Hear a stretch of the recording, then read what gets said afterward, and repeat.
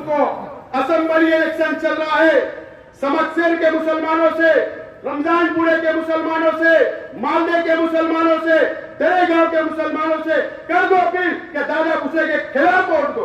कल मैं तुमको चैलेंज करता हूं, चैलेंज करता हूं तुमको, करो स्टेज लगा करके दादा भूसे के खिलाफ वोट देना। मेरा चैलेंज है तुमको करके बताना। तुमने साथ देने का काम किया, कहा था कि मेरा इससे कोई ताल्लुक नहीं। आसिफ रशीद साहब ने साबित किया कि हाँ मेरा इसके साथ ताल्लुक है। गुजरात सामने में इस्तेमाल करे हमारे लीडर का कि आसिफ हमारा काफिला सालार रहेगा, सरदार की औलाद सरदार रहेगा। मुझे लगता है मुफ्ती साहब को जान लेना चाहिए कि मैं शकील शेख जो फलस्तीन का झंडा लहराया था, जिन्होंने ये कह दिया कि मेरा कोई ताल्लुक नहीं, तो मैं उनसे ये जानना चाहता कि आपको जिसने जिता के लाया और आप उसी को कहेंगे मेरा ताल्लुक नहीं, तो आप हमारे फिर लीडर ही नहीं हुए, आप डरपोक हैं। तो हमको लीडर ऐसा चाहिए जो बोलने वाला हो और अपना हक छीनने वाला हो, जो है हमारे आसिफ साहब।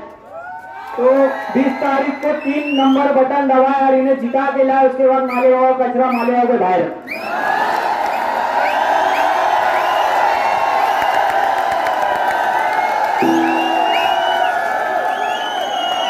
आज के जलसे को छोड़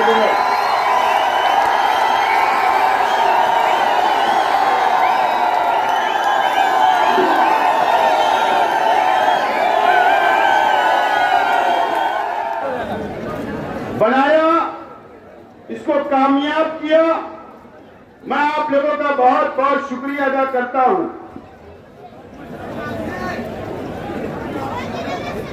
अल्लाह का बहुत एहसान व करम है।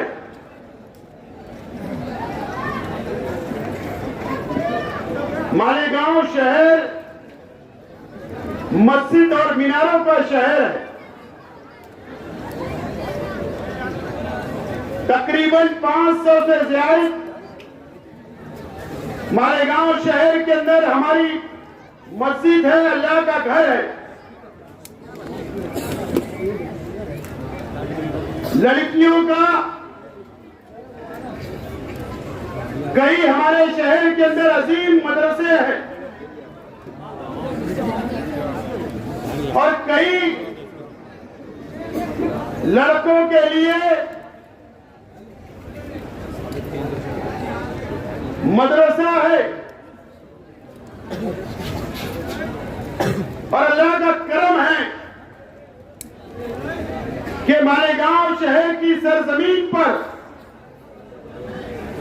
हिंदुस्तान का सबसे बड़ा कब्रिस्तान भी है। और अल्लाह का बहुत एहसान व करम है कि मालेगांव शहर लाखों की तादाद के अंदर हम मुसलमानों की बस्ती है। यह अल्लाह का बहुत करम है। हमारे शहर के अंदर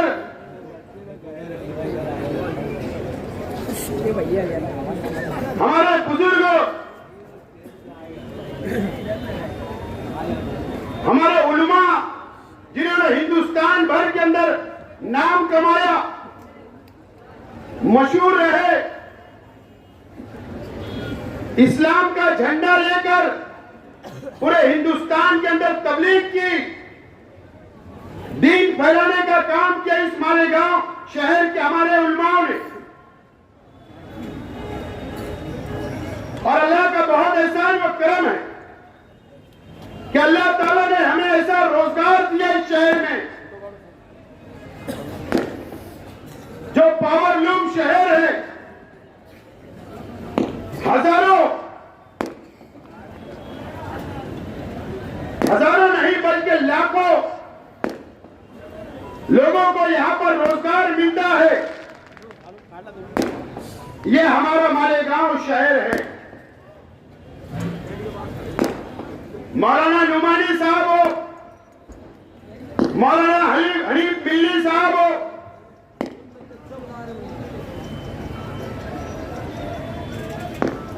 और आज भी कई हमारे शहर के अंदर मुफ्ती इकराम है, मुफ्ती वाजिद अली साहब हो, मुफ्ती हामिद जफर हो,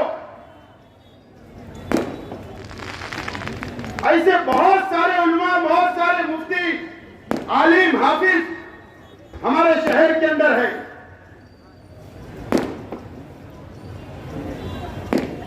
2007 में हमारे शहर के अंदर एक दीनी शख्स, एक आलिम शख्स ने सियासत में कदम रखा।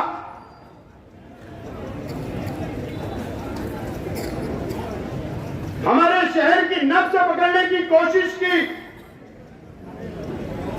कि हमारा शहर बहुत जज्बाती है, मजहबी तौर पर इस्लामी माशरा के नाम पर भले अपने आप को साबित करने की कोशिश की गई, उसके बाद सियासत के अंदर कदम रखा गया। 2007 में शहर की आवाम ने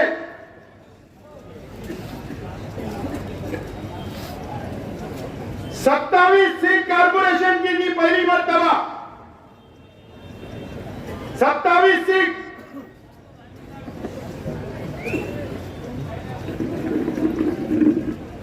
उसके बाद 2009 में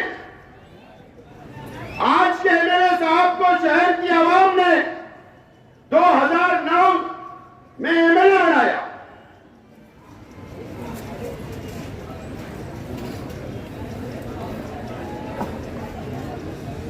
और आज के एमएलए साहब ने हमारे नौजवानों को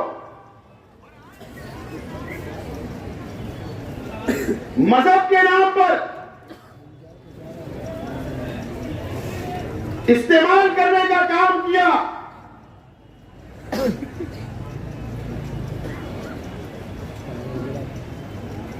शहर की आवाम 2007 से लेकर आज तक शहर की आवाम जायजा ले, हमारे शहर के बुजुर्गों भी शहर का जायजा ले कि हमने क्या खोया और क्या पाया।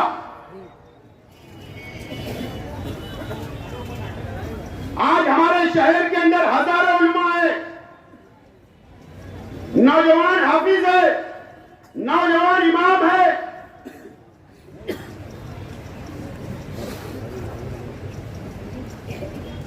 उन लोगों का भी इस्तेमाल करने का काम इस मालेगांव शहर के अंदर किया गया।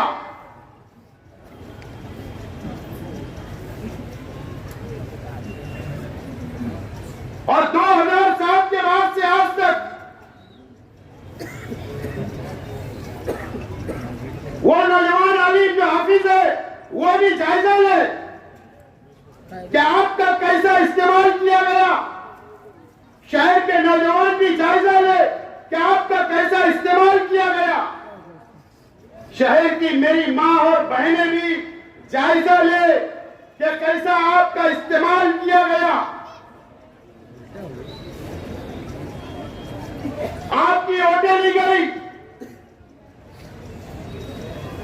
और शहर की आवाम को क्या मिला, शहर की मां बहनों को क्या मिला, शहर के हमारे वो नौजवान जो आलिम है, हाफिज है, उनको क्या मिला।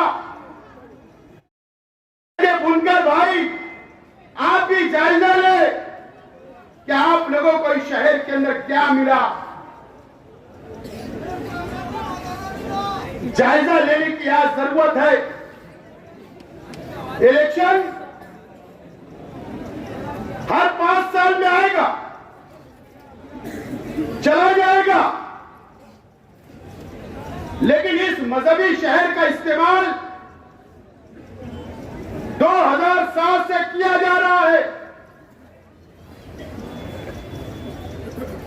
2007 से लेकर आज तक अगर मेरे शहर की आवाम ने जायजा लिया तो आप 20 तारीख को नतीजे पे पहुंच जाओगे। और सिर्फ एक मसलक का इस्तेमाल नहीं किया गया। आज उनके पिछले 2007 से लेकर पिछले टर्म तक 19 तक उनके स्टेज के ऊपर हर मसलक के जिम्मेदारान, हर मसलक के तंजीमों के जिम्मेदारान मौजूद रहे और उनका भी इस्तेमाल किया गया।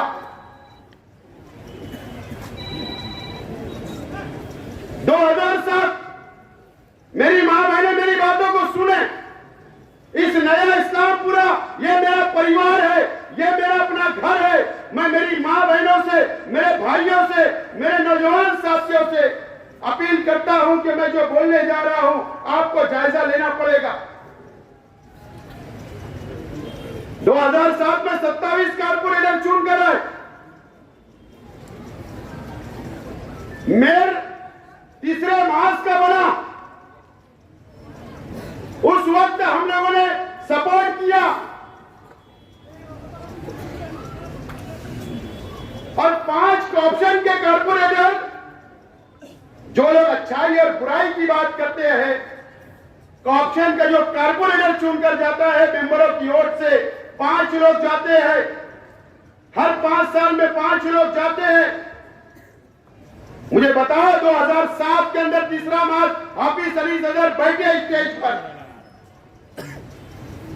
स्टेज लगता था, वोट मांगी जाती थी, दुआ होती थी, आपकी वोट ली गई।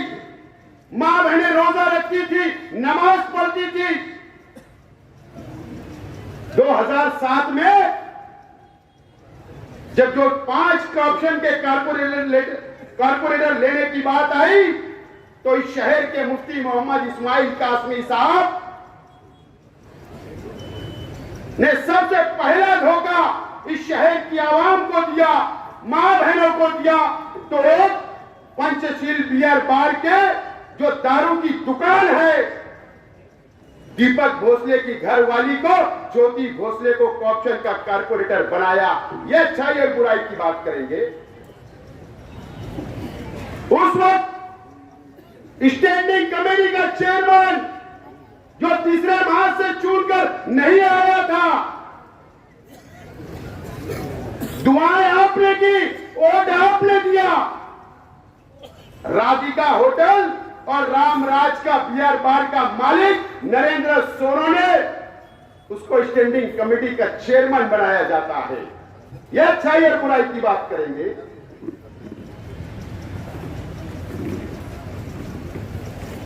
कोई आलिम नहीं नजर आया, कोई हाफिज नजर नहीं आया, कोई डॉक्टर नजर नहीं आया, कोई टीचर नजर नहीं आया, कोई बुनकर नजर नहीं आया। 2 लोगों को, दारू बेचने वालों को तुमने ओहदा दिया मुसलमानों की वोटों पर और उनसे करोड़ों रुपया तुमने रिश्वत ली। वहां से तुमने करप्शन की शुरुआत की। वहां से ये शहर करप्ट हुआ, सियासत करप्ट हुई। आप अच्छाई और बुराई की बात करेंगे। अभी एक बोरसे नाम का तामाकाटे में रहता है, 20 कारपोरेटर चुन कर आए, 50 लाख रुपया उससे लिया गया ऑप्शन के लिए। क्यों कोई बुनकर नजर नहीं आया, कोई डॉक्टर टीचर नजर नहीं आया, कोई हमारी मां बहनें पढ़ी लिखी नजर नहीं आई। क्यों कि यहां का बुनकर पैसा नहीं तुमको दे रहा था, तुमको पैसा चाहिए था। आपने इस मुसलमानों की ओर का सौदा किया आपने। उसके बाद आपने वही नरेंद्र सोनो ने, जो बियर बार का मालिक है, जो राधिका के अंदर भी दारू बेचता है, रामराज के अंदर भी दारू बेचता है, और ये वड़गांव रोड के ऊपर जो राधिका होटल खुली उसमें भी दारू बेचता है। आपने उसको डिप्टी मेयर बनाया था। तुम अच्छाई और बुराई की बात करोगे।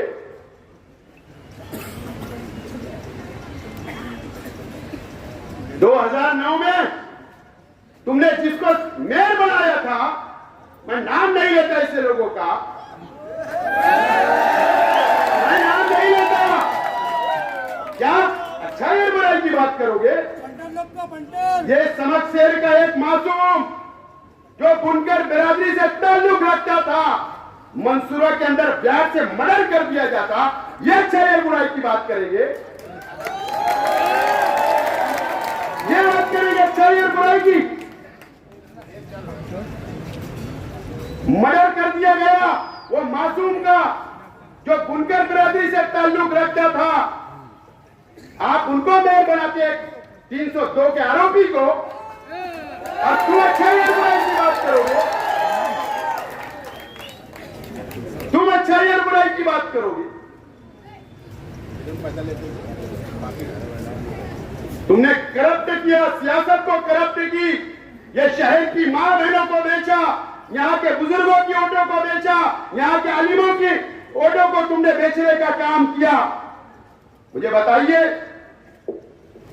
आज मैं शहर के तमाम युवा हाफिज, हमारे नौजवान जो इमाम है मस्जिद में, जो मोहसिन है, जो मदरसे में पढ़ाते हैं, मेरा उनसे भी सवाल है, आपको क्या मिला? क्या मिला मुझे बताइए। जब इलेक्शन आता है तो जलेबी भजिया लेके मदरसे में सुबह पहुंच जाते हैं। एक मदरसे में अभी गए, बोले मेरा आज मूड हुआ, आज मेरा दिल हुआ आपके साथ नाश्ता करूं। मुझे बताइए, एक कार्ड आपको बना के दिया कि दवा खाने के लिए, या आपकी तनख्वाह बढ़ाने के लिए कोई बात की गई क्या? क्या आपको कभी ये बोला गया क्या कि मैं आपके लिए मकानात की स्कीम लाता हूं? कभी बोला गया? कभी आपका सोचा गया? क्या कभी कोई आपके बच्चों को डॉक्टर बनाने के लिए एडमिशन दिलाया गया क्या? क्या आपके बच्चों की मदद की गई क्या तालीम के लिए? आपको भी इस्तेमाल करने का काम किया गया है।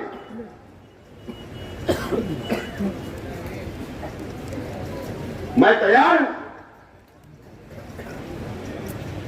अल्लाह का करम है,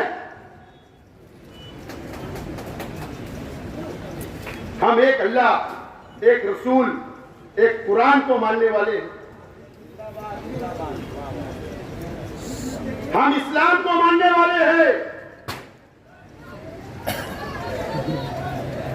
नौजवानों, मैं आपसे कहना चाहता हूं कि आपको ये इलेक्शन में आपको फैसला करना है कि आपको कैसा नुमाइंदा चाहिए,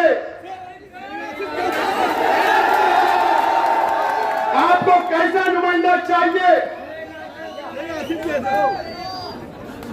ये नौजवान बैठा है, इसने फिलिस्तीन का झंडा उठाया, लहराया, मैं इसको सलाम करता हूं कि ईद का चिराग के ऊपर, ईद का चिराग के ऊपर उसने झंडा लहराया। आज के एमएलए साहब ने कहा मेरा इससे कोई ताल्लुक नहीं है, ऐसा नुमाइंदा चाहिए।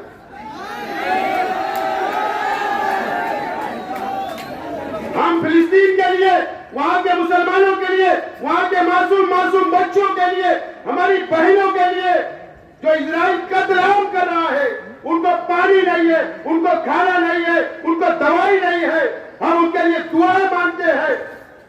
और ये लड़के ने फिलिस्तीन का झंडा लहरा दिया तो आपने उसको धुतकार दिया। ऐसा नुमाइंदा चाहिए।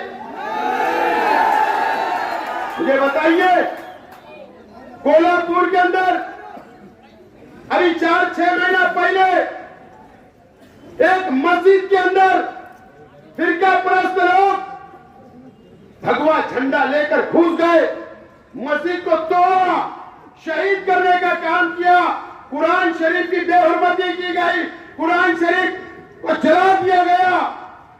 मुझे बताइए, अगर मैं होता और असेंबली चलती होती तो असेंबली के अंदर मैं उठ के खड़ा रहता और मैं इंतजार करता। लेकिन अफसोस की बात है कि हमारे शहर के एमएलए मुफ्ती भी है, आलिम भी है, लेकिन ये शख्स ने असेंबली के अंदर कोई आवाज नहीं लगाई। हमारे हुजूर की शान में कोई गुस्ताखी करेगा तो हम जान देने के लिए तैयार होते। कुरान शरीफ की कोई बेरहमती करेगा, हम जान देने के लिए तैयार होते। इस महाराष्ट्र के अंदर, कोल्हापुर के अंदर मस्जिद के अंदर कुरान शरीफ को जलाया गया। इनकी जिम्मेदारी थी कि असेंबली के अंदर आवाज उठाना, क्यों नहीं उठाई गई? ये हमारे पालक मंत्री दादा भूसे साहब का लड़का आविष्कार भूसे, मैं बार बार बोल रहा हूं कि आगरा रोड से रद्द नहीं कर जाया गया, हम उसके खिलाफ नहीं, ये परंपरा है। लेकिन पहले शांत अमन से जाता था 50-60 लोग, 100 लोग, लेकिन शहर का माहौल बिगाड़ने के लिए फिर 2002 का 2001 का फसाद जैसी सूरत हाल पैदा करने के लिए मंत्री का लड़का तेरे गांव जाता है, हजारों लोग को लेकर, रथ लेकर शहर से जाता है, तरावी की नमाज, रोजा इफ्तार का वक्त अजान होती है और डीजे बजाया जाता, नंगा नाच किया गया, लाठी काटी लेकर गया। एमएलए ने एक की आवाज उठाई क्या? तो आज एमएलए साहब मैं चैलेंज करता हूं तुमको, असेंबली इलेक्शन चल रहा है, समकसेर के मुसलमानों से, रमजानपुरे के मुसलमानों से, मालदे के मुसलमानों से, तेरे गांव के मुसलमानों से कर दो अपील कि दादा भूसे के खिलाफ वोट दो। कर मैं तुमको चैलेंज करता हूं, चलो चैलेंज करता हूं तुमको, करो स्टेज लगा करके दादा भूसे के खिलाफ वोट देना। मेरा चैलेंज है तुमको करके बताना। तुमने साथ देने का काम किया, मुझे बताए 12 नवंबर को शहीद अब्दुल हमीद रोड, नया इस्लामपुरे को हमेशा यहां के नौजवानों के जज्बात से खेलने का काम, उनकी जिंदगी खराब करने का काम, उन पर दाग लगाने का काम, यहां की बेटियों के ऊपर इल्जाम लगाने का काम, हमारी बेटियां जिनकी शादियां नहीं हुई उन पर इल्जाम लगाते हो। शर्म आना चाहिए आपको एमएलए साहब, शर्म आना चाहिए। हम मुसलमानों की बस्ती में रहते हैं, आप भी मुसलमान, मैं भी मुसलमान और ये शहर भी मुसलमान है। आप एक मुसलमान पर इल्जाम लगाते हो, आप नौजवानों पर इल्जाम लगाते हो। अरे 12 नवंबर क्यों बंद किया गया था शहर? किसके लिए बंद किया गया था? हमारे हुजूर की शान में गुस्ताखी हुई, इसके लिए बंद किया गया था।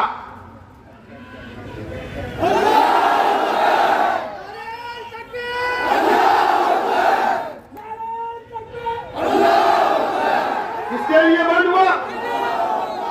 हमारे हुजूर की शान में गुस्ताखी हो, इसके लिए बंद हुआ। आप बोलते हो खुशहाल, आप हमारे मुसलमानों को फंसाते हो। आप बोलते हो कि फक्ता शहीद अब्दुल हमीद रोड के लोगों ने लेकर गए, प्लानिंग की, ऐसा इल्जाम लगाते हो मुसलमानों पर। बार बार आप ये नौजवानों को बदनाम करते हो, अच्छी बात नहीं है। सियासत के अंदर इतना मत गिर जाओ। अरे ये मुसलमानों की बस्ती है, ईमान वालों की बस्ती है, मस्जिद और मीनारों की बस्ती है। इतना सियासत में मत गिर जाओ एक कुर्सी के लिए। ऐसे एमएलए चाहिए आपको? नितेश राणे आता है, 1.5 फुटिया,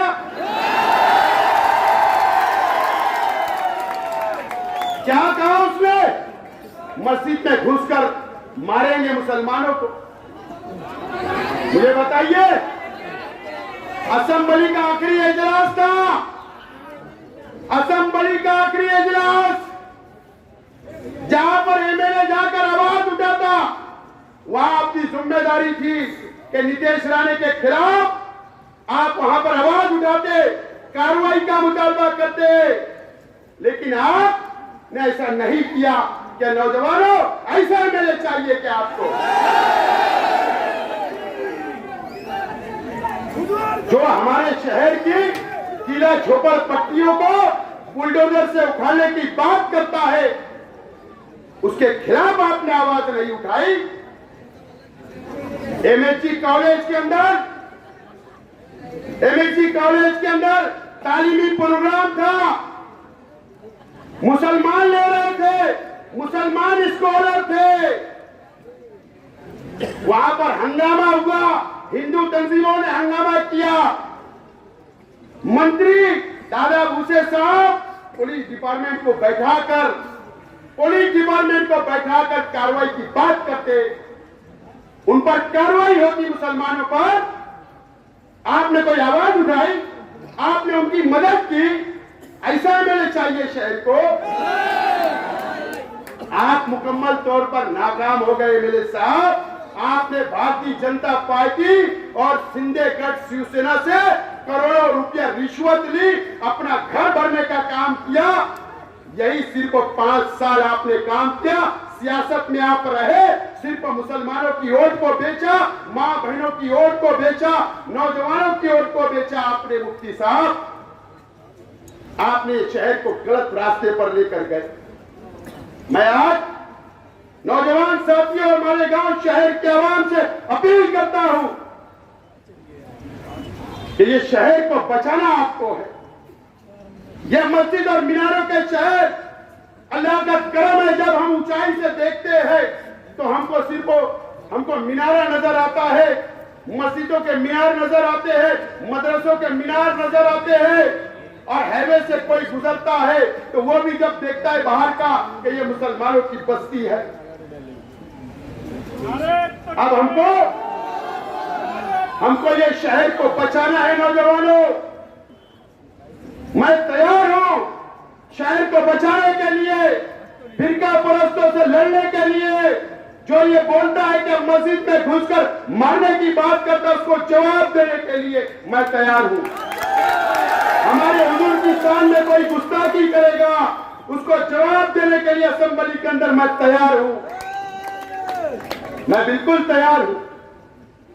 मैंने कहा मेरे पास कोई भेदभाव नहीं है, मेरे पास कोई बिरादरीवाद नहीं है, मेरे पास कोई मसलब का झगड़ा नहीं है, मेरे पास कोई गरीब और अमीर नहीं है। मैं सबको साथ लेकर चलना चाहता हूं। मैं मेरी मां बहनों को भी साथ लेकर चलना चाहता हूं। मैं अकेला हूं। आज मेरे वालिद नहीं है, आज मेरे चाचा नहीं है, आज मैं परिवार का एक अकेला जिम्मेदार जो सियासत में हूं, वो आपके भरोसे हूं।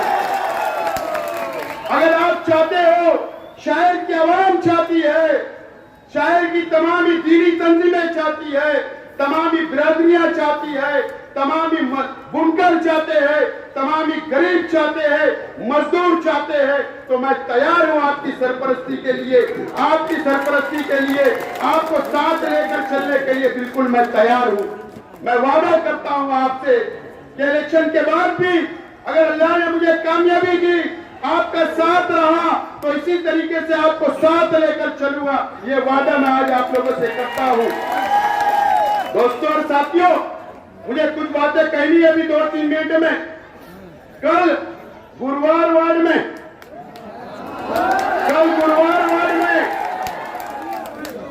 एक गरीब हमारे कार्यकर्ता की होटल के ऊपर जाकर मारा गया, तोड़ा गया। लेकिन